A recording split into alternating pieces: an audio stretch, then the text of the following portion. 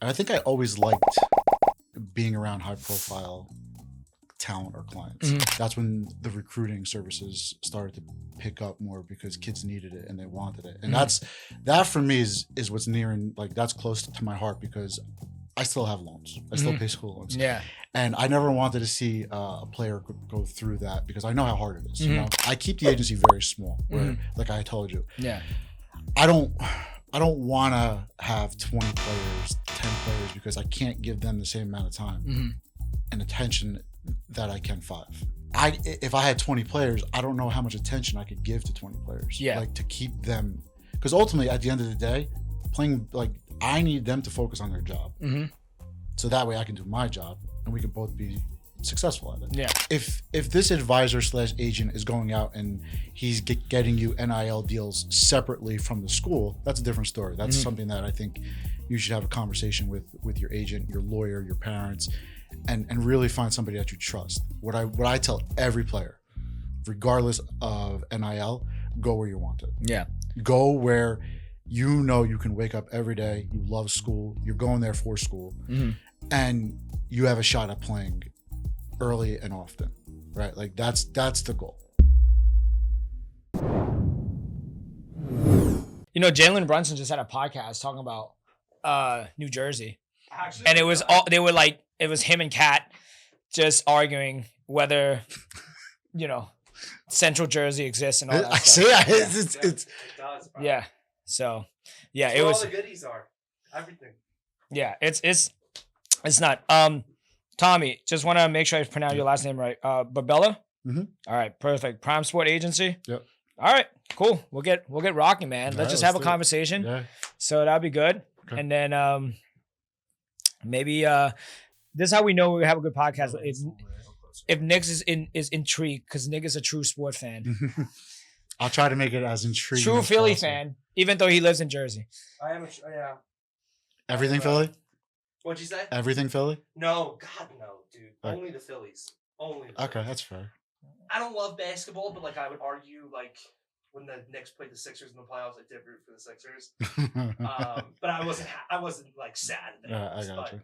No, Philadelphia Phillies, Anaheim Ducks for hockey. Football would be a Giants fan, but we're terrible. And then basketball I don't really watch. But, okay. Yeah. I'll try to make it as intriguing. But Yes, I do love the Yankees. I grew up like a diehard Yankee fan and like all that. But Citizens Bank's 20 minutes from my doorstep. We have season tickets. Oh my God.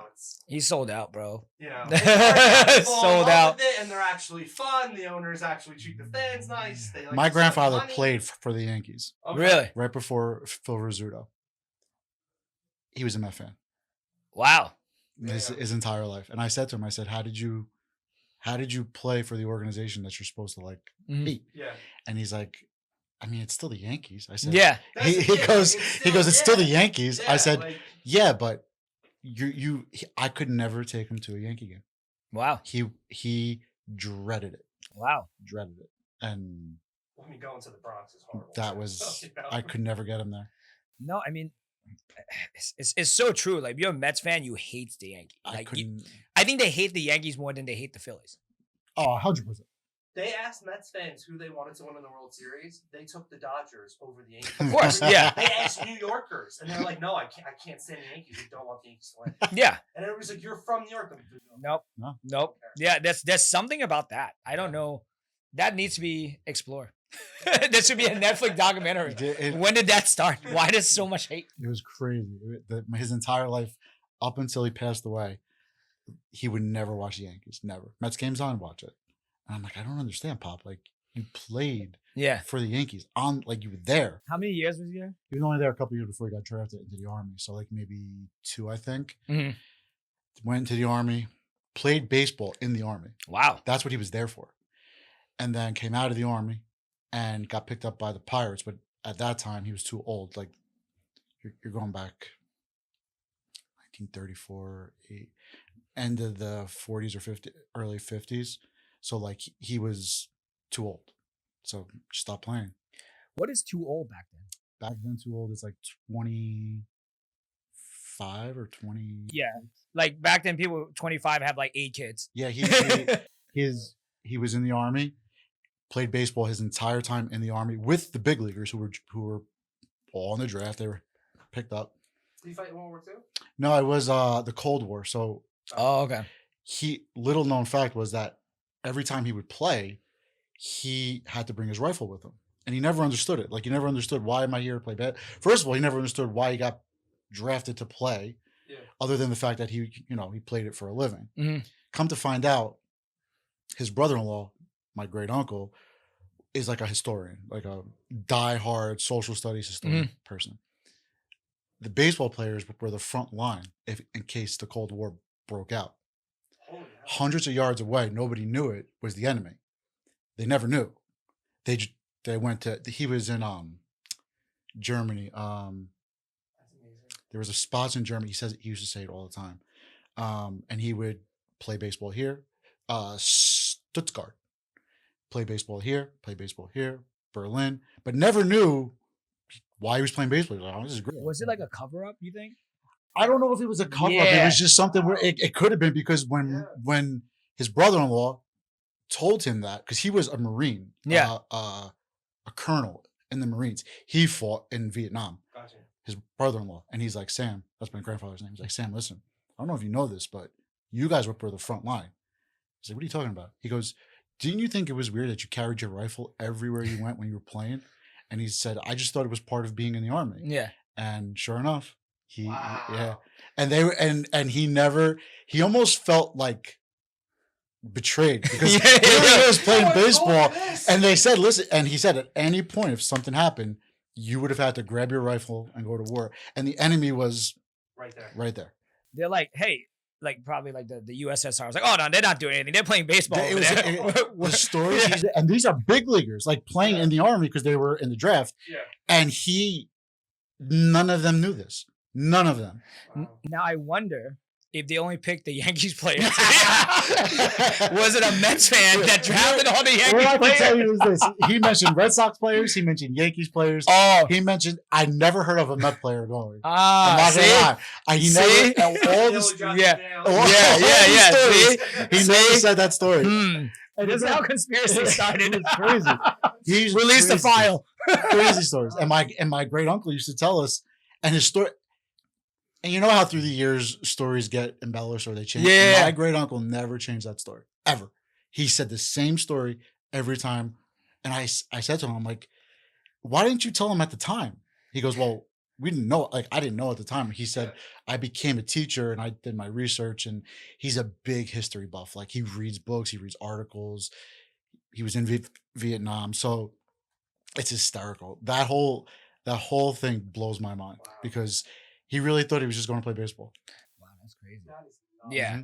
So, anyways. Sorry, go ahead. No, this is good. Yeah. So, Tommy. Yes.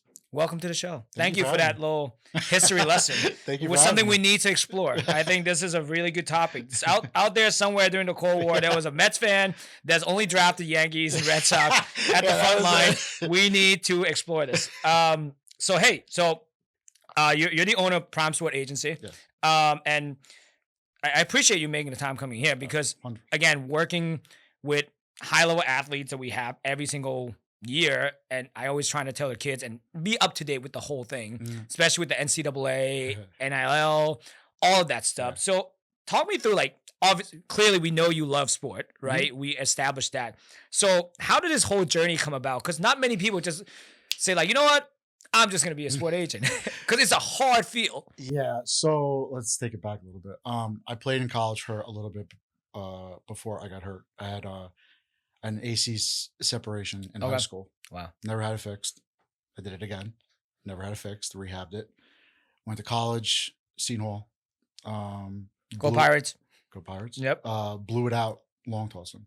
Wow. And that was it. And there was other factors involved too. I didn't know if I was ever going to actually like play. And speaking of that conversation with my grandfather, he played pro ball with the Coach Shep Sr., Mike Shep. Oh, wow. Okay. So that was the relationship there, because I wasn't supposed to go to Seton Hall. And then my grandfather had called Coach Shep and said, listen, my grandson wants to play. Is there a spot? Long story short, I ended up going to Seton Hall. Coach Shep was there. but I wasn't there long enough. I probably played for that fall into spring, and then blew the shoulder out. Done. Um, I met my wife there, so Great. exactly. out well. So it worked out. And then I always trained kids, always. So even after I was finished, I trained. I trained. I started to work. I was in the music industry for a little bit, loved it. And I think I always liked being around high profile talent or clients. Met a lot of people. Apple came out with the iPod and iTunes, and the music industry went like that. Yep. So we had to leave. Always train kids still train kids. Fast forward, I said, look, what do I love to do? Sports. I love playing baseball. I love sports. I played football. I wrestled in high school. I played baseball. 3 sports. Crazy how times have changed though. Yeah. With that. So I said, listen, I grew up in Belleville, born and raised. I have a lot of ties there still. So I said, let me try to help the local Little League out. Started a training company. Did that, held a camp, bunch of kids showed up, grew the company. And then at this point, I live in Wayne. So I said, let's try to go from there to Wayne and see what happens. So I went to Wayne. I met a couple people. I wanted to run a summer camp. Ran a summer camp. It was great. Blew it out the water. Like, this is good. Like, this is exactly what I'm looking for right now. Grew the training company. Next thing, teams. Let's start some teams, right? But I wanted to do it the right way, because at the time this is back in 2014 when it really started to pick up.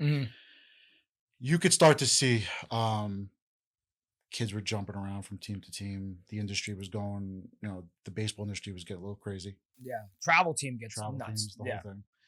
But I wanted to do it the right way, where it was more about development than it was just, money or a price tag or whatever the case was. I didn't want to do it for that reason.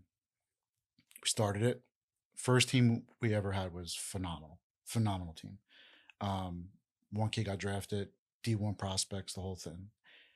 Based off of that, we grew the organization even more teams. That's when the recruiting services started to pick up more, because kids needed it and they wanted it. And that for me is what's near and that's close to my heart, because I still have loans. I still pay school loans. Yeah. And I never wanted to see a player go through that, because I know how hard it is. You need to get an education. You still want to play sports. But it makes it hard, to go to school and still have to know that when you leave, we all know what the numbers are. Yeah. We know who's going to get drafted. Like, it's a tough thing. You're going to have loans. Yeah. Potentially. I always felt like that's a tough thing to hand a 21-year-old. So that was always near to me. So I always wanted to try to get them as many, whether it's scholarship, grants, academic money, whatever the case is. I wanted to really work with them as much as possible. So based off of that first team, we went from 1 team to 4 teams to 10 teams, just in a matter of maybe 2 years. Wow. That team was so good. Like I said, the first player, his name is Albert Scipione. Shout out to Albert. Great kid. Phenomenal kid. Brewers. I met Ty Blankmeyer, who was the scout with the Brewers at the time. Now he's the recruiting coach at Vanderbilt. Okay. Great kid. Great program. His dad was the head coach at St. John's, Ed Blankmeyer. So Ty was a great guy. Ty showed up at every one of Albert's games. Albert he says to me, listen, this is my guy. I'm taking him. And I'm like, all right.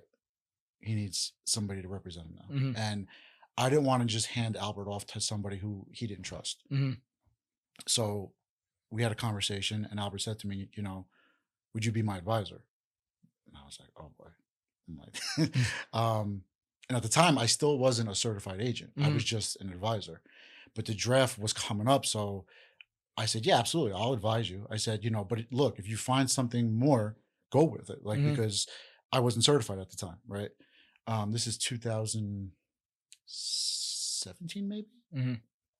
And, he gets picked up in the 9th round with the Brewers. Ty drafts him.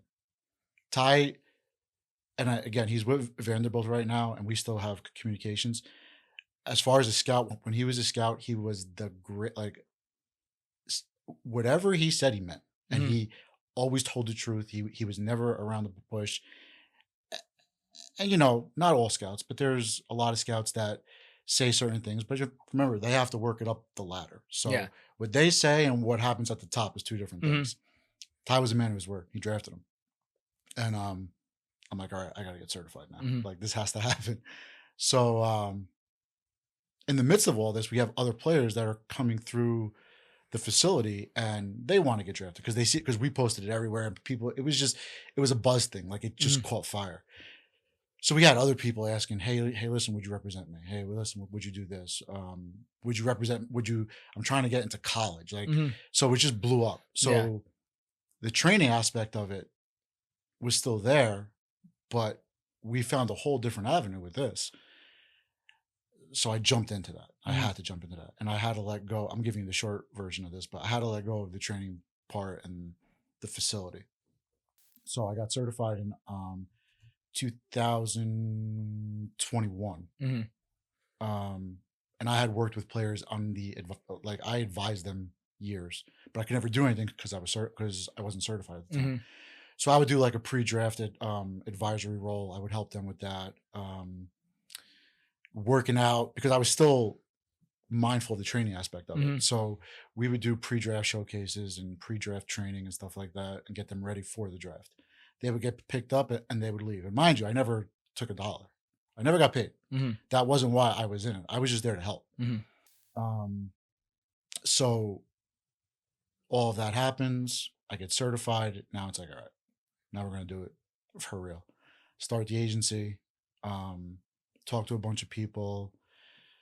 I still have Albert at the time, but now COVID had just hit. So we were going into 2021 and Albert was going through a surgery and we didn't know what was going to happen with that. And then in the midst of all this, other players, like I had free agents who I was representing, one with the Nationals, one with the Marlins, Brewers, and they were just like DMing me consistently.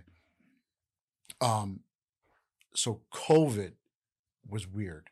COVID kind of put a ripple into everything and when the MLB cut the teams, that killed everything. Like that went from all these teams, cut the teams, cut the players, and we knew who was gonna.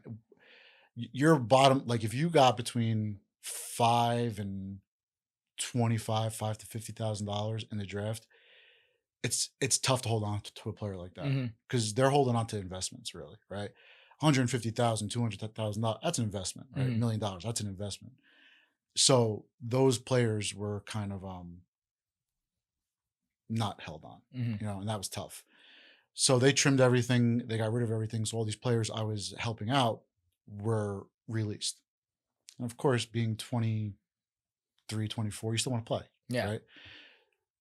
Independent ball. So we tried to get him into independent ball. We were going that route. And then COVID slowly went away. And now we're back in the game again. Now it's like, all right, I got a kid from Louisville, Jacob, Florida Southern. Like we have all these players now that are getting back into the draft, which is now 20 rounds. Now, all right, Jacob gets picked up. And that's how the agency kind of rolled out. I keep the agency very small, where like I told you. I don't want to have 20 players, 10 players because I can't give them the same amount of time and attention that I can 5. Right. And really that's the goal, is that what I've learned over the 10, 11 years is that a lot of players, you have really good players just with the wrong agency. And that's not the agency's fault. It's just there's too many players at the agency. But you have so many good players that get left off by the wayside because they just don't understand. They don't understand the business side. They don't understand the back end of things, what they have to do. And listen, if you're handing a 21-year-old or even a high school kid now $1 million, $2 million, there has to be something on the back end that, keeps them grounded. I saw, you got guys going out and buying $200,000 cars and they just don't understand it. So if I had 20 players, I don't know how much attention I could give to 20 players. Like to keep them, because ultimately at the end of the day, playing, like I need them to focus on their job. Mm-hmm. So that way I can do my job and we can both be successful at it. Yeah. So that's really why I wanted to get into the agency, because I saw these players, and I saw Albert Scipione, who was with the Brewers and got let go during that whole after COVID situation. And he was a 9th rounder. Mm-hmm. Right. So it was tough. Like that one hurt. That broke my heart. No, it's so crazy. Like a couple things I want to touch on. Like the student loan thing is absolutely real, because it's one of those things where, you know, kids are young and then school is asking them to like take on large amount of money, Mhm. and then like, oh yeah, just get your parents to co-sign it and then you'll figure it out later. Yeah. Like I would say a victim of that, because, you know, we're immigrants, and when I wanted to go to, you know, University of Maryland, Mhm. my parents couldn't afford it. Yeah. So I was like, okay, well, I'll just sign whatever loan. It was like, I think one loan I signed was like 23% interest. I'm like, what the hell? I was just like, all right, I just got to do this so I can, you know, change the course of like what I want to do in my career. But if I didn't do that, then I'll just end up at home and then doing nothing. Right. So it's crazy. And then again, another thing that I get really upset with colleges is like, you know, they get subsidized by the government. So then next thing you know, all you have to do is just keep raising prices, and then you get subsidized. And then next thing you know, if you look at the graduation rate for kids who are like not even playing sport, like not many of them are going to come out with a job. Exactly. And also not many people are going to make it to the big league. Exactly. Right. And like getting to indie ball is extremely hard now. Yeah. It's wild. So I love that you're doing it for the right reason. And it seemed like you're doing it with like a high touch point, right? Because you clearly invested in the athlete as a person and their career, right? I mean, it's I can compare this to healthcare, right? If you go to any PT, any like training facility, if they have a lot of big name guys, guess what? Your kids is gonna lose shuffle. Yeah. With that, I mean, this is another shout out I want to give is like with Tom Atlees. That's why we love working with him, because Tom will treat kids as they are, right? They'll get attention and all of that stuff. And that's why we work so well, just like what we do here, right? So a couple things I want to ask you though. So obviously with your background, your experience, like what's the impact right now, the fact that NCAA has a portal? Because that's ruined recruitment. Because now what I've seen kids who are good, underdeveloped, but had high potential. But I've seen colleges are literally like, nope, we'd rather just go to the portal, get guys who are older, and then it's already developed. So it's great you brought that up. Yeah. My son's a 2027. He goes to Don Bosco, like you know, right? Now you've seen 26s, 25s. I want to preface this by saying this. I think NIL is great. I think the portal is good for the right reasons. We lost track of that a little bit. And I say we because we're all involved in it, meaning you're looking at 25s right now that are decommitting because they're being told by schools, we're going in the portal now and getting a guy. We don't have money for you. If you really want to play, you're going to have to go someplace else. That's tough, right? So there's pros and cons to all this stuff. I think what the portal did, I think there was right intentions behind it, but there was no regulations. It was the wild, and I said this to a bunch of people, it is the wild, wild west. It is, I spoke to, and any Power 4 school, that's what they call it, not Power 4, right? Power 4, even mid-level D1s, at the whole, they are going in the portal and picking out what they want. So unless you're the 1%, 2%, and you're a high velo guy, you know, stud middle infielder, center fielder, whatever the case is, you're going to have a tough time right now. And that's, see, I look at it from an athlete, I like the fact that there's the best of the best playing with the best. But on the flip side, you're missing out. Like what about a culture at the school? What about building a culture with kids from high school to come in and you can groom them? You can do that. Vanderbilt still does that, and I like that. And I love that mindset. But again, I don't knock the school that goes in the portal and grabs a kid, because you do really have, you know, other kids in the portal who maybe didn't get a shot someplace else, or a coach left, or you know, they hit their peak at a different time. They were 19, they hit a peak, and they were really good D3 players. So now, you know, X school, D1, ACC school is going in the portal and grabbing this kid because he's ready. He's had his 2 years. He's played all conference, led whatever the case is, but he's going in there and he's grabbing this kid. They are grabbing this kid, and now they just made their team way better. Yeah. So I see both sides of it, and it's tough for me because, you know, because I have a son, but because I'm on the other side of it, I see both angles. NIL threw a wrench into it too, because now you got kids making money and staying in school longer. So now it's a huge trickle down effect, right? Now it's okay. Where a kid would go in, I'm speaking strictly from like a baseball, right? Kid could go to school 3 years or 21 years old. Now he'll stay that extra year because he's getting paid. Yep. And now you have a trickle down effect where now that freshman who might get his spot next year isn't getting his spot. Yep. Now what do I do? Now you got, and now this is where I think the NCAA has to kind of step in and regulate it, or even a coach or a parent or somebody that's looking at the big picture, an advisor.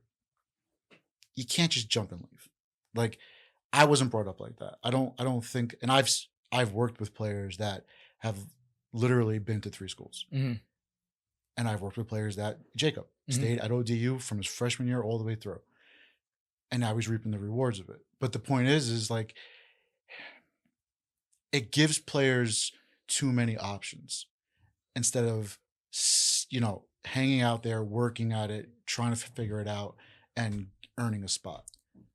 But I also do understand why it's there. I understand that if I was recruited by Coach Smith and Coach Smith now left and the head coach is leaving too, well, you know what happens when a new guy comes in. They bring their whole team. They bring their own recruit. Right. Yep. And I don't know how that, you know, as far as the player is concerned, I don't know who's coming in. Yeah. I don't know what they're bringing in. I don't know how many of that guy's other team is going in the portal now. And you know what I mean? And again, it's a tough situation because I just think the NCAA needs to regulate it a lot. There has to be some laws and rules or whatever the case is into the portal. Yeah. I mean, we could have that conversation for hours. Yeah. I also think, like, based on my research, right? I think how NIL is supposed to be was, you know, the players come in, then they get the money. But now, from what I've seen, from what I read, is that NIL money actually get funded to the school. Then the school decided how much we're going to end up paying the player. There's a collective. So every school has a collective that, and they could have multiple ones, right? And the collective can say, listen, we're going to give the football program this much money. Football, baseball, volleyball, softball. What happens with them? Another collective comes in. And these are all donors or people who have been in the industry for a long time. I mean, NIL has been around a long time. It was just illegal. Yes. Before 2021. But they would call like boost. Exactly. Yeah, boosters, donors, whatever the case is. So now that became legal. Yeah. And I get it. Football drives everything, you know, TV rights, all that. It drives that platform. I get it. But NIL has turned into, we're going to give you this. In return, we need your services for signing engagement, speaking engagement, post on your social media, to come here and we're going to give you this just because we can. Yeah. Right. And they use that as a negotiating tool with the portal. Yeah. So now you got a quarterback. I mean, it's all over the news. You could tell. Like, you got a quarterback who was supposed to go to this school. Now is going to go to this school just because NIL money is more. Yeah. I mean, even look at UNLV, right? You got the quarterback, you got the running back. Yep. They kind of verbally agree, but then really sign a contract. Exactly. And next thing you know, there's no money coming in. So it's like, all right, now I'm just going to sit. They're probably going to enter the portal and then go to the next school. It's the Wild Wild West. It literally is the Wild Wild West. And it's hard to tell a kid who doesn't have a lot not to go get more money, because in defense of the kid, the player, coaches do it all the time. Coaches have been doing it since, you know, forever, since I can remember. And they'll jump if they get a better job opportunity, they'll jump. Now the players are starting to do it, you know, and now that's where now you have way more players than you have coaches. Yeah. So that's why you're seeing this big influx. Last year, the transfer portal had almost 5,000 players. 5,000 players. Yeah. That's tough. there isn't that many open spots to fit 5,000 players. What happened to those kids if they don't get picked up? Nothing. Waiting for a call. Waiting for a call. There are a few instances where a kid can return back to the school if he's that good, or if they really do need that position, or whatever the case is. It's frowned upon. It's tough to go back. You're also violating the trust of the coach already, because once you mention, like, I have kids who like pull me aside, be like, "Hey man, I'm thinking about transferring, enter the portal." And this time where like again, like you, I'll just go based from like my perspective as a PT. I'm like, dude, if you're dealing with this injury and they value you, my main thing was like, go where you value. Yes. Go where you're going to play, and they're going to take care of you. Yes. Don't go where the hype's going to be, because now, like, with football, you're going to go in, you go into camp, you got to earn that spot. There's guys in front of you already. What I'm excited about this year is that the COVID stuff is kind of done. All like the 7 years, seniors. Yeah, it is ridiculous. Yeah. So many kids, you're talking about 23-year-olds. Yeah. 24-year-olds still playing. That's a man. Like, that's a grown man. Yeah. Whereas 18, you got kids who are still developing. Yeah. So yes, to your point, 100%. Yeah, I think it's kind of course correct itself. But another thing I also looked up was they have this huge thing where the NCAA is not regulating, and if all the money, the collective, get funneled to the house, let's say the college, the college themselves, what would stop those colleges from being like, you know what, we're really good at football, I'm just gonna not give money to any other sport and just keep it like football and then forego all the other things? Because I've seen it in Maryland, where they cut out the swim team and polo team and everything. So the one thing I hope is that I would hope the school has the ethics to not do that, but it does happen. It is happening. What I can say is that NCAA just now, I think it happened a couple months ago, just started to ask the schools for the collective's donations and where they went. 3 years. This has been 3 years. The NCAA just asked. Do you know how hard that's going to be for them to track 3 years of collective money, if they can even track it? Yeah. What I do like is that there's a lot of conferences now. Tim Pernetti, who runs the AAC, great guy from Oakland, phenomenal guy.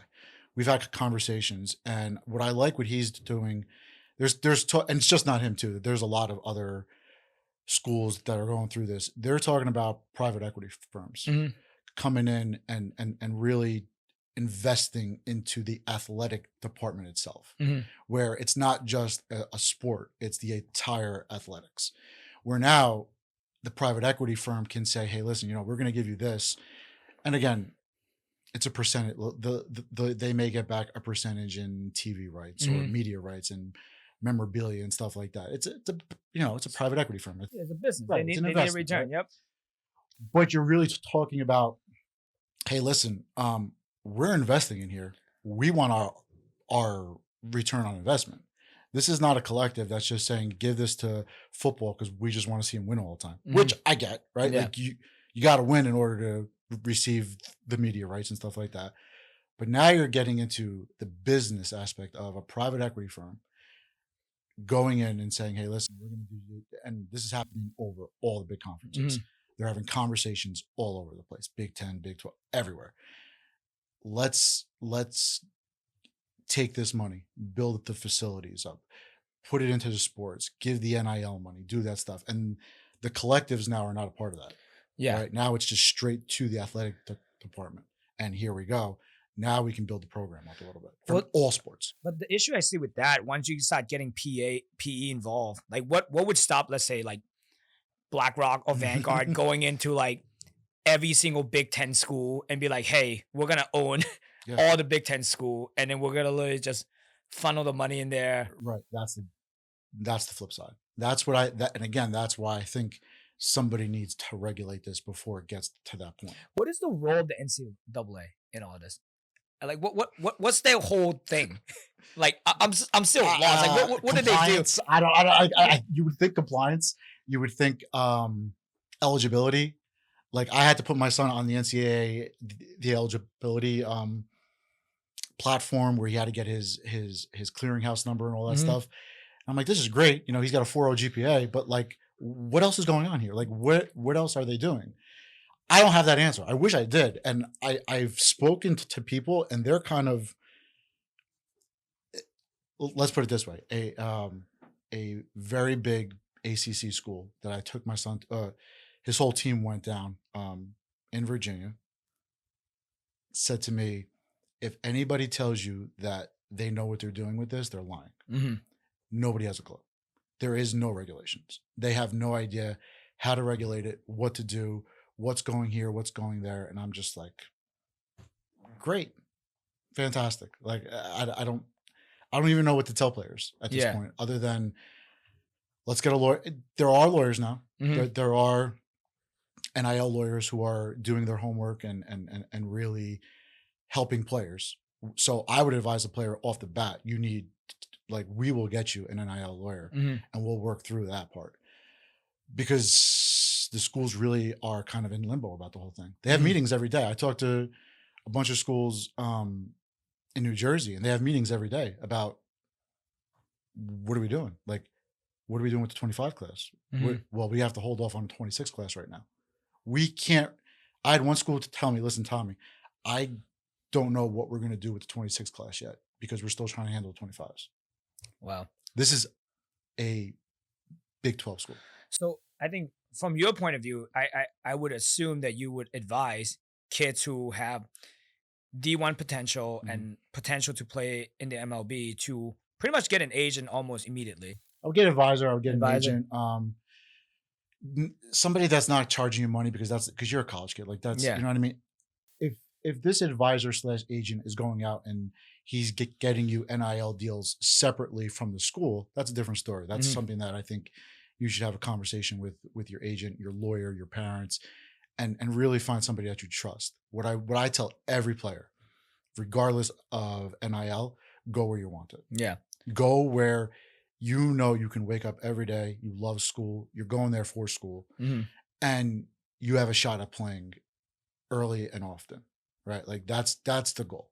Yeah. That's what I tell all. So we talk about the collective, but now on top of that, how much outside money are there outside the collective?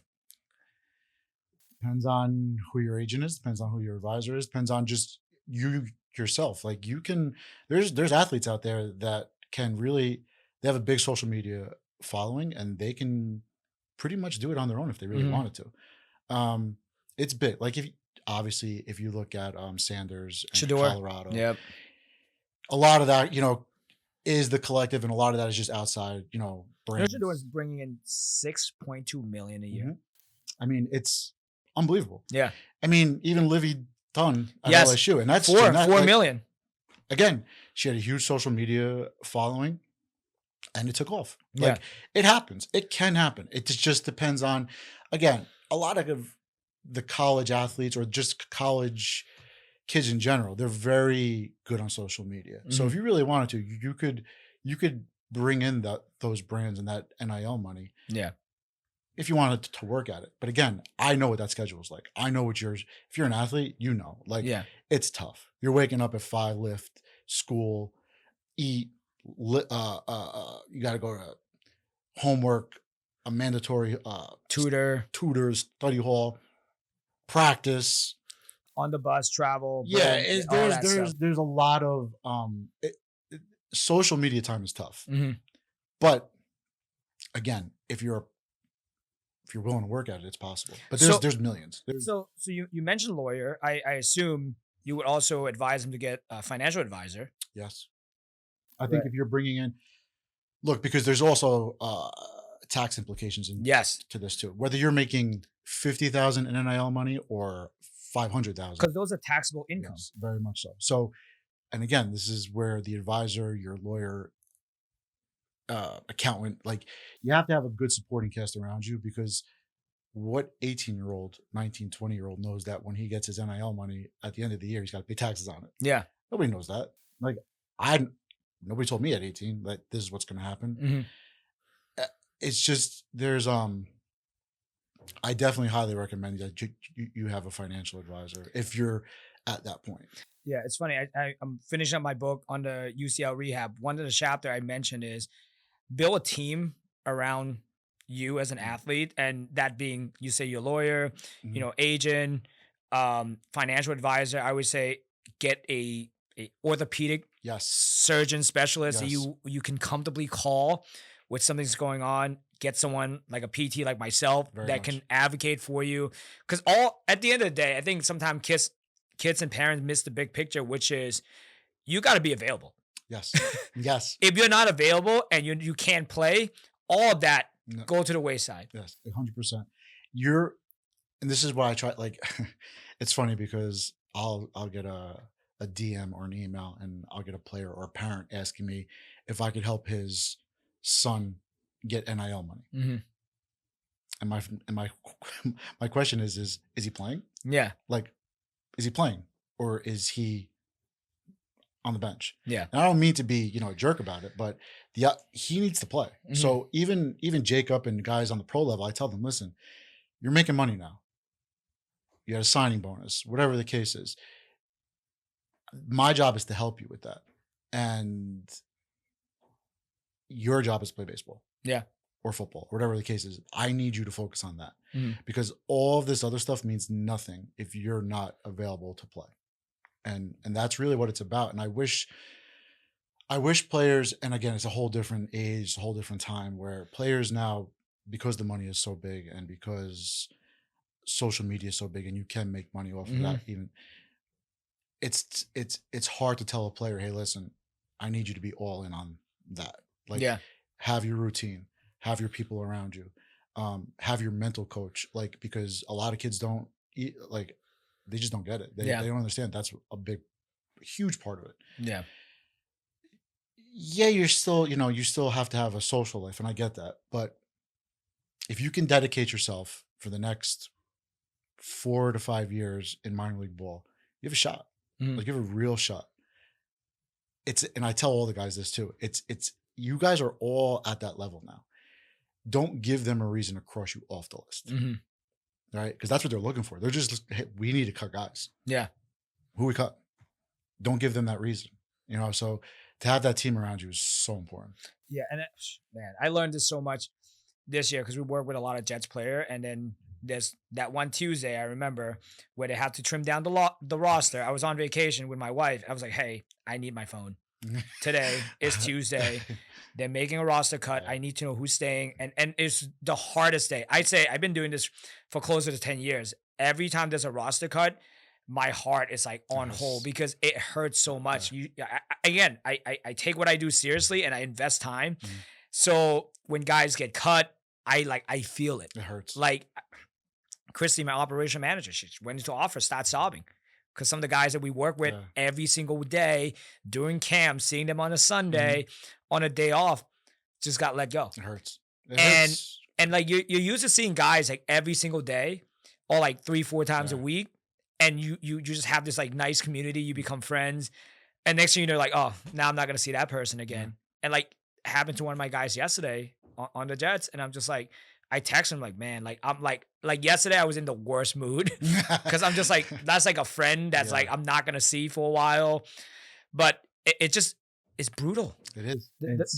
It's so brutal now too, because even at the college level, like, and again, I go back to when I had the facility, and I've had some of these kids since they're 13, 14 years. That's my son's age. Yeah, my son's 15. Imagine growing up with these kids and really helping them, and they call you when they need something outside of baseball. Yeah. And now you watch them grow up and they're in college, and now this whole thing is going on and they get cut. Yep. Right. Or they need to go in the portal because the coach says to them, which actually happened, if you want to play baseball, it's not going to be here. Yep. You got to go in the portal. Yeah. I heard like that. And this is not a agent. This is like big brother, little brother, like, oh man, dude, all right, let's see what we can do. Yeah. And you give them that time to like think about it, but like, you got to get them back on the horse. Like let's go. Yeah. Like, on the counter thing, getting cut sucks, but getting like season ending injury sucks worse. That's to me, like I remember, like, cause we work with so many high school kids, again, always on vacation, things happen. I'm on vacation one year. I was in Maine with my wife. I got a call and like, hey, I just blew out my UCL. And I'm just like, God. I'm like, all right. And again, happened this past summer. One of my guys, hey, just tore my ACL. I was at an engagement party. My wife just saw my face. She was like, what happened? I was like, one of my guys just towards ACL. He's supposed to be going out this year, get drafted. So I left the party. I called him like, hey, everything's gonna be okay. Here's what we're gonna do. Yeah. Just lay out the whole thing. I was like, all right, here's how we're gonna do. Here's how we're gonna do it. Let me talk to the coach. And to me, at least that we can get them back there. Yeah. Right. And opportunities are everywhere, like you say. I don't want to make this podcast sound daunting, but I do want to make sure this is the reality that kids are facing. Now, one question I have for you is strictly about the parents, because sometimes, I say sometimes, parents can overinflate the value of what their child has to offer. Yeah. How do you test the market to see, right? Because if I run a business and if I don't have the best service, the market will tell me because no one will come, right? And then you can't charge appropriately. But now in when it comes to sport, how do they do that? So referrals, when you're getting referrals, like I like to think I'm doing something right. Yeah.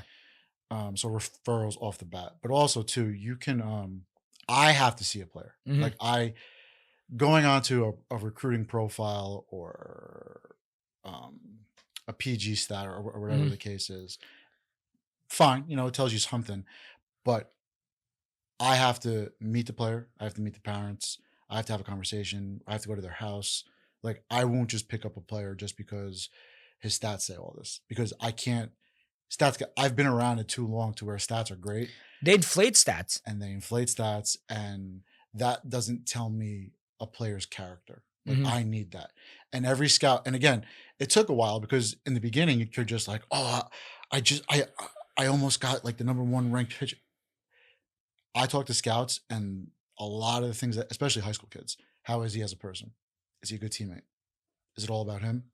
I need to know that. So I have to spend time around you off the field, watching you play. I may not even tell you I'm going to be there, just to see how you act. Yeah. And your parents, because your parents really, so I still do a lot of the recruiting services, and I get parents all the time who ask me, hey, listen, my son wants to go play at Vanderbilt. And we go through our process of, let me see your list and all this other stuff. And I'll get the list, and it'll just be 20 to like Power 5 schools. I'm like, all right, no, we gotta talk about this, right? And dad will sit there, and before I had kids, I was very blunt. Like, I was very much like, nope.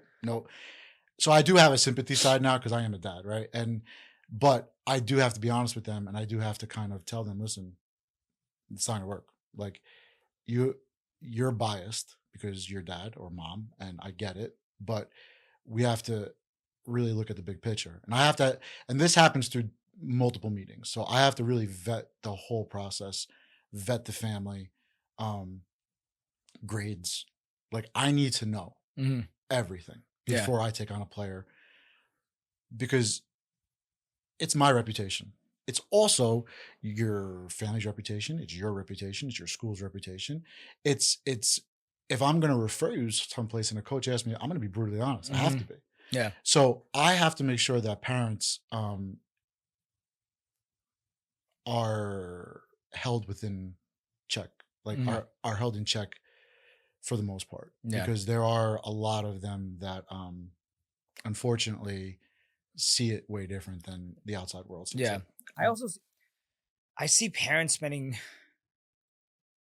money on a lot of gimmicky things. Yes. And like, I always tell them, like, listen, do you really need that? Like, do you need to fly him out to Atlanta every other week to go do this and that? Like, can he just perform here and then just do really well? And it's funny because obviously when you work with athletes, you learn all these other things. I always talk to the kids about the grades and stuff. And then it's funny. I went to camp. I meet a lot of coaches, Power 5 coaches, all of that stuff. And then I'm at the point now where if I know I have a really good athlete that's getting offered somewhere, I'm like, why are you not getting offer from this school yet? Yeah. And then I think something cool that happened like within recent years, like because I have contact at different school now, I might just shoot them a text, be like, hey, have you checked this kid out yet? Because like, this is one of my guys. He's really good kid. Show up. And the biggest thing, like you, character is huge. Because I can tell if you're hurt and you're here for an extra hour and you're on time all the time and you take what you do seriously, I know I can literally say, hey, this is going to be good for your program. I think within this year, we had so many ACL, UCL injuries where when kids start getting back on the mount, I already know, like, okay, he's probably gonna be good for this program where it's not too intense. They're gonna develop him. They're gonna treat him well. They're gonna want someone like him.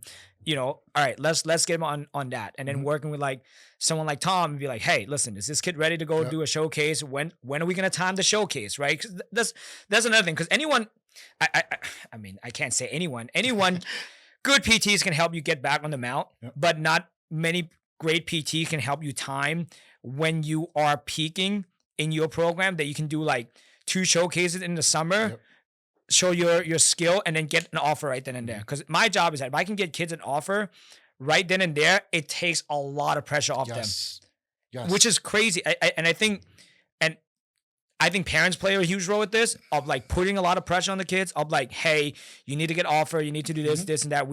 And the one thing I dislike is when parents say, we invest this much into you. You need to do, like, bro, like, these are your kids. Like, if you want to help them pursue their dream, don't make it like you're kind of like treating them like an investment, and you're a private equity. And now you're no longer seeing your child as your child, right? That's the part that, like, when I grew up, my dad came to everything, and there was no gimmicks, there was nothing like that. I didn't necessarily have Jim Wadika. Yeah, his dad trained me. That's how long I know Jim. Like, that was the only lessons that was around at the time. Like, there was nothing else existed. So I know it can be done. Now I know that the world is way different now, but we didn't have that. Like, I'm 44 years old. I didn't have what they have now. Yeah. So I understand when parents cross that line and they do all these gimmicks and the showcases down here, and I need to go to Georgia, and I need to do this, and I need to do that. Take it back a step, right? Like, develop them, let them enjoy what they're doing. There's so much to say about developing a player now that I think it's been lost. Yeah, I think it's just go, and playing all, like, what are you playing all year round for? Yeah, why are you playing all year round? Like, you have to build yourself, like, you know what I mean? So I think that if more people were like yourself, and where it was like, we need to like, I like to check everybody, a player's whole circle, not only like I said, their trainer. Who are they working out with? Do they have a PT? Do they have a pitching coach? Do they, like, are they in the gym? Are they in the gym lifting like they're going to go to the beach, or are they in the gym lifting like they're ready to go play baseball or football or whatever the case is? Are they eating healthy? Right? Are they on a routine? Do they wake up? Do they have this routine all the time? And, are they living by it? And I know that sounds like the army, but when a kid comes to me and says, hey, listen, I want to play professional baseball. Okay, well, this is what it's going to take, right? So let's get to it. And again, I'm not saying that a kid shouldn't be a kid either. Like, I agree that you should also have your time to grow up and enjoy life. I do believe that 100%. And I hope that they do that. But, this is what you said. And I tell my son this all the time. Like, I can't want it more than you. Yeah. And you want to take ground balls? I'll hit you ground balls all day, bud. You want a long toss? Let's go long toss. I will do anything that you want to do if you want to do it. Yeah. And I think that kids nowadays, players, young men, I don't know if they have that built, or if they even know how to do that. And I think that's part of the problem, is they're just told, you're going to go here, and you're going to go here, and you're going to go here, and I just got you this instructor, you're going to go here. I don't know if they know how to do it by themselves. Yeah, I think the best thing about what I get to do is that when kids are hurt, they get a true rest. And we actually get to develop them on these little things, right? And then one of the chapter I wrote was like, the issue with kids tearing their UCL is they get too good too fast. Yes, and I agree with that. If you're 15, 16, throwing 90, I was like, things will give at some point. I think it's also my responsibility to hold them back and be like, hey, do we need to throw this week? I don't think we need to. Right. I was like, can we go over your schedule? What are we doing? Like, we have great basketball player that we've been working with, and he came in. He's like, oh man, I'm a little beat up. I was like, before you hop on the table, tell me what you did this week. And we literally just sit down. Okay. I was like, you get up at 6, you go work out, great. You lift, awesome. And then you work out again after you lift. I was like, does that second workout necessary? Like, how do you feel on that second workout? Are you like just dogging it? Right. Like, are you really like, and the way I say it, like, I was like, listen, your whole athletic career or the season is a giant road trip. Mm-hmm. I was like, do you think you will make it to a destination and have half a tank of gas? No. And so when kids get hurt, this is when we like you, we like to talk to the parents. Like if the parents are coming in, they're coming in hot. Oh. And they're like, my son needs to be doing that. I was like, hey, with all due respect, I was like, I've seen this many, many times. And the stat I always throw out to the parents is like, only like 15% of kids get back on the 15% of the kids will only get back on will not get back on the mount after they tear UCL. I was like, now let's see all the decision making that you're doing right now. You think that's gonna most likely help the situation or hurt the situation? And I just have to like advocate. I'm always gonna advocate for the athletes, right? And then there's plenty of time where I kind of got into it with the parents, but in a polite manner where I'm like, hey, listen, if someone's not ready, I'm like, I'm not gonna send them out there because if you're gonna go to a showcase, you kind of have one first impression, and then if you don't do well and you start getting the yips immediately, and then you start going through that whole cycle and you start losing trust in your body, your ability, now that's a whole nother ball game to get you back on board. Now, a couple things I want to ask you. What are some really gimmicky things that you think parents should just be aware of? Oh boy, I'm gonna catch a lot of flack for this. Yeah. Certain showcases are, and it's the biggest one out there, but it is, in my opinion, and I tell all of the clients I've worked with, if you want to do one, fine. I mean, if you have that type of money, I do not recommend it all the time. I think it's a waste of money. I think that is wholeheartedly not even close to what you need. That's one. That's a big one. I think having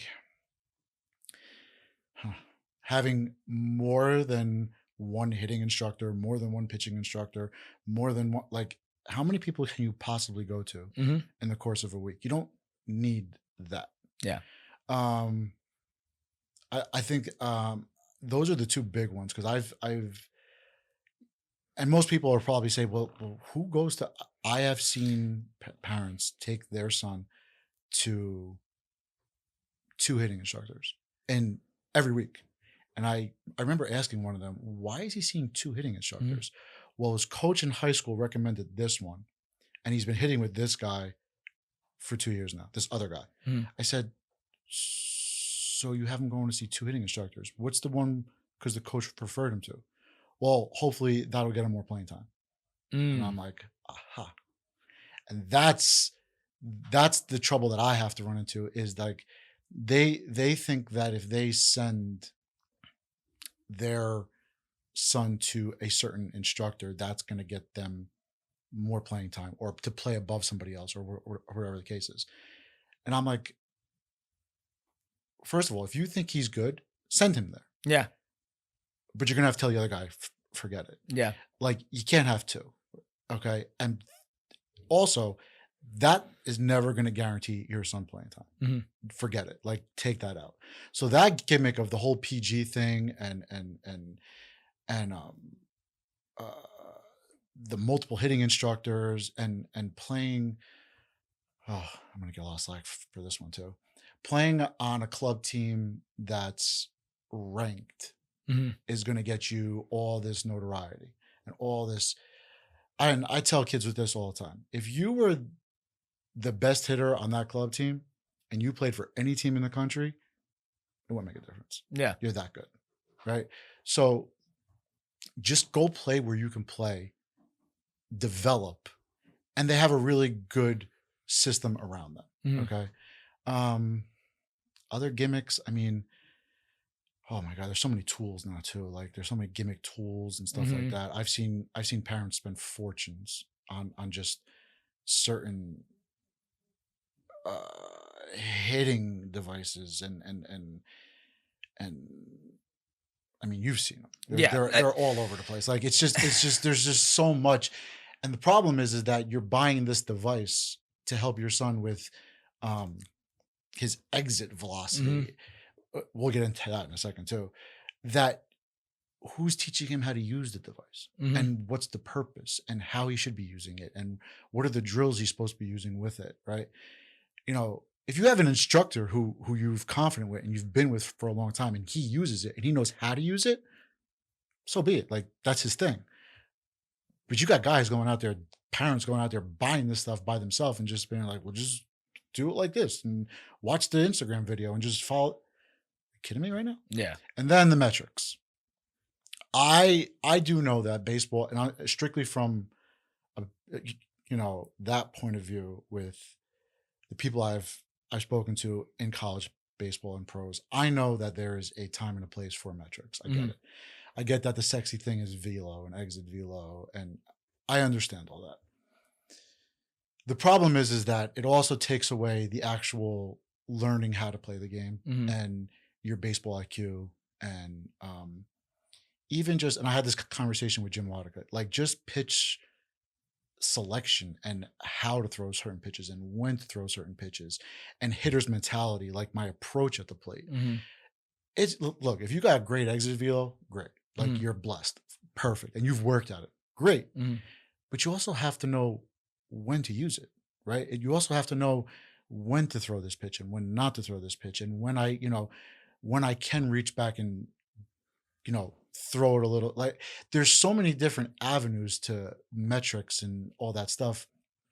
Cause when there's a big disconnect between PG, certain recruiting platforms and colleges and scouts. Big disconnect. And I don't know if you can see that or not. Like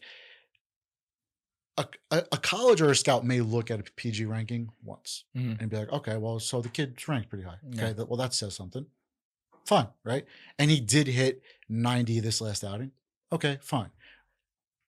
The guns are a different story. Like you know how they increase certain things at the events, and they're geeked up or whatever. Yeah. When you talk to a scout or a Power 5 school, the first thing that they'll say to me is, how are his hands? Like a middle infantry. How are his hands? How are his feet? Can you go better left or can you go better on a backhand? Because going left is great, but can he backhand a ball? Because that's what they're looking at. Yeah. Right? When he's pitching, does he throw 120 pitches or is he comfortably around 80, 85, 90? Can he get through? Can he get ground balls? Can he pitch? Right? Those platforms don't tell you that. Yeah. Right. And that's where the disconnect is between everything. So the gimmicks and all this stuff, I think are actually hurting players more because look, the 1% is the 1%. Like, you have those great players that are always going to be 95, 98. Like that's just how they're made up. Right. And you got bigger guys, you got fast guys, you got guys that can run. And by the way, I've never seen more guys run a 60 in under 6 seconds my entire life. Right? I have no idea how. Because they get to train for it now. So like you have those numbers, but that only tells you a little piece of it. So I wish more parents and players understood like that's great, but develop. Like, you know what I mean? Learn how to play the game. Learn how to backhand. Learn how to backhand a ball in the hole and throw it from there and not take 3 shuffles and then right. And when you're a catcher and they're doing their pop time and you're so much cheating that it's obvious, like do it the right way. Yeah. Like, because in game, you're not going to do that. No. Right. And that's my whole thing is like those Power 5 schools, even like your mid-level, they want to any college, any good college with a good coach wants to see, like, can he handle pressure? Can he do, these things right that have nothing to do with metrics? Mm-hmm. Those platforms don't tell you that, and that's my big thing. And that's where you can't measure heart or grit. No. On average, let's say the parents fell for the gimmicky trap and all that stuff. Mhm. How much do you think they're actually spending in the kid's whole entire career? Just give me a ballpark. His whole career? Whole career before going to college. Oh boy. Ballpark. If are we starting young or are we starting in high school? Let's just go high school. Let's be conservative. 80 to 100,000. Yeah, that's literally like that's the math. I was looking at like the average of like travel team and then like airfare, car rental. Yeah. I always say, like, what if you just take that, put in S&P, and then you just pay off college right there, right? There's so many times where I've had this conversation with parents and even players, and I'm like, even the guys. Here's another one, playing for 3 different club teams in the summer. Yeah. Why are you playing for 3 different teams? You just threw 4 days ago off the mound. Now you're going to go play with this team down in Georgia and go throw again. Mm-hmm. And then you're going to go midweek next week, another 4 days and go throw again. Yep. Well, I need exposure. I have to get out there. I have to go to the big tournaments. But you ain't going to even make it to see, like, when you blow it out, you're going to come and say, well, I don't understand. Well, here it is. Yeah. Like, this is why. So that money that you're spending can be spent so many other ways to help you. No, it's so funny. $80,000 to $100,000 for, like, let's say 4 years, like you mentioned, right? My conversation with parents when they want to work with us, because again, insurance doesn't cover what we do. And I would say, like, hey, if you're spending that kind of money, is it important that they actually stay healthy? Because I think the biggest matrix for me was, if you're healthy and you can do well, you're gonna get seen. 100%. And the one phrase I live and die by is, if you're good, people will find you.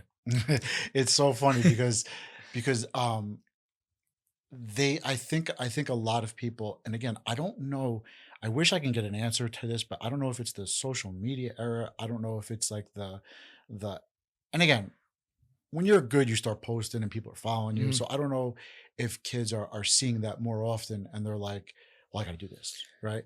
So I don't know if that's just where their mindset is. But to your point, like, they have to be healthy. Why are you? And a lot of the times, if you're looking at those players, like that 1%, they're specimens. Like, they're, not all of them, but a lot of them are doing exactly what you're talking about. They're putting money into themselves, where they're in the gym, they have a good PT, they have a good strength and conditioning coach. And you're looking at a 15, 16-year-old and you're like, wow, he's big. Like, he can run, he's athletic, he's mobile. Like, I don't think kids are looking at that. Yeah.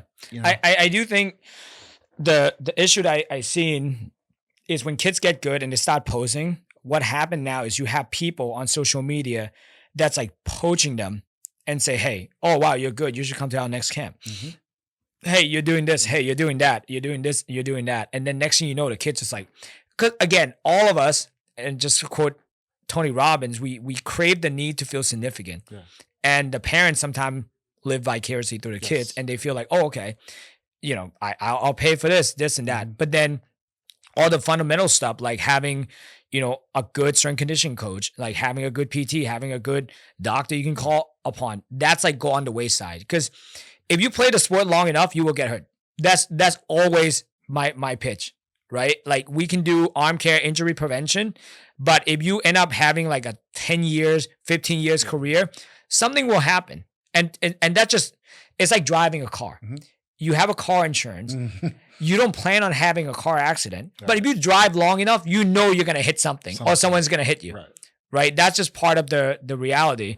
So, to close it off, and I appreciate your time for all of this. And and so again, going back on what we just said, if you're good, people will find you.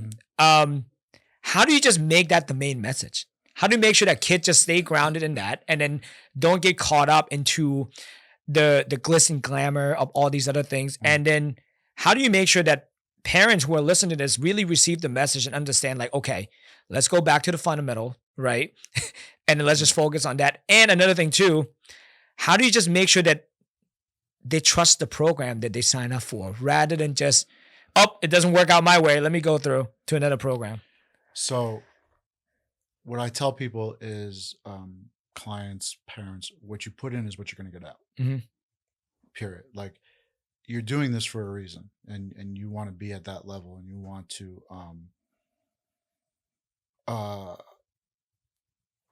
succeed at that level. Well, you have to put in what you want to get out of it. What everybody, and I tell all of them this too, what you guys don't see on social media and TV is all those hours that athlete put in. Like, that doesn't happen overnight. Mm-hmm. That is something that you can't teach. You can't just wake up one day. Like, you have to instill that into your son or your daughter or whomever. Like, this is just like going to school, just like being a straight A. Like, you need to work at this. Mm-hmm. It's the journey. Like, and I tell my son this all the time, and I think this is what helps him, stay level-headed. You're going to look back on this in 20 years, whenever 20, 30 years, and you're going to appreciate the journey, because at some point we all stop playing. Any sport, we all stop playing. It could be in 2 days, it could be in 20 years. You want to appreciate the journey and what you did and what you put into it. And you can say, listen, I did it the right way. I did everything the right way. I gave everything I had. And it sounds cliche, but I've talked to so many people, and some have regrets, some don't mind hanging it up because they believe, like, I gave everything I had and I'm good. Mm-hmm. So I try to tell them that. And I tell the kids this all the time. You may not see it now. You're young. I didn't see it. One day is going to be your last day playing. And whenever that day comes, hopefully it's down the road, you want to make sure that you did everything possible to give yourself the best chance to succeed. Mm-hmm. Period. And to answer your other question, it goes to trust the program starts before you're actually there. Mm-hmm. Like, you have to really do your research, stick it out, talk to people, get information. Like, I feel like we're all so like bang, bang, bang, bang, bang. Mm-hmm. That like, look at the supporting cast around the program. Who are they working with? What are they doing? Ask questions. And at the end of the day, you got to give it, like, if you're gonna go in all the way. Mm-hmm. Don't go in with the notion of, well, if this doesn't work out, I'm gonna go here. Like, because that's not helping your son, that's not helping your daughter, that's not helping.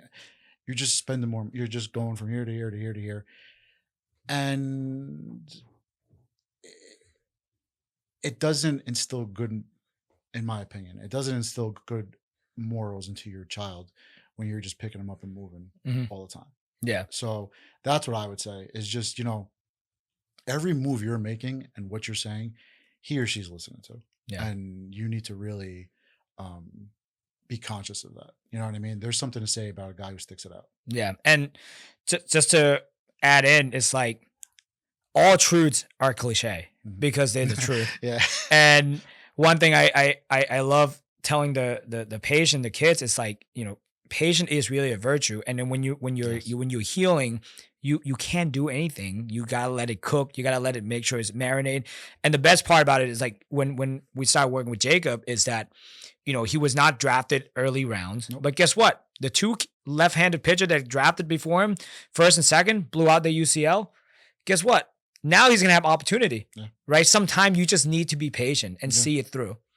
And I think that's something in this fast-paced world. We're in a microwave society where it has to happen right now. But sometime, not to get too spiritual, but God has his timing that you're never going to know how it's going to pay out. And if you just put your head down, work, right? Because again, I love what you say, input equal output, right? Yep. So your job is like, what do you put? All you can control is input, really. Yeah. Output just kind of come as a result of the input that you put in. So for us, like, that we've been so blessed to be able to just, you know, like send kids to school for free, especially after like a big injury. And then again, like I mentioned before, we accumulate close like over $2 million in scholarship just awesome.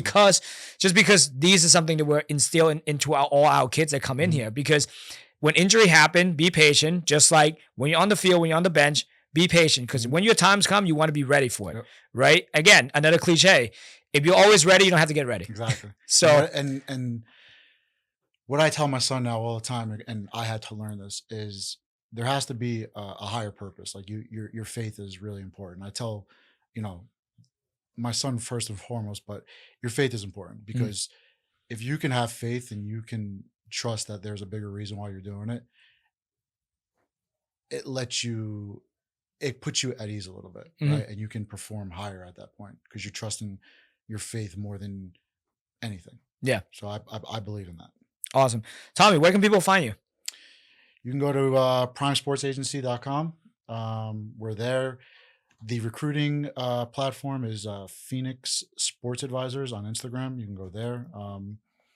DM, emails right there as well. I'm always available. Awesome, man. Hey, thank you so much for your time. Thank This you. Great conversation. I had a great time. Appreciate it. Yeah. I'll see you around. Yes.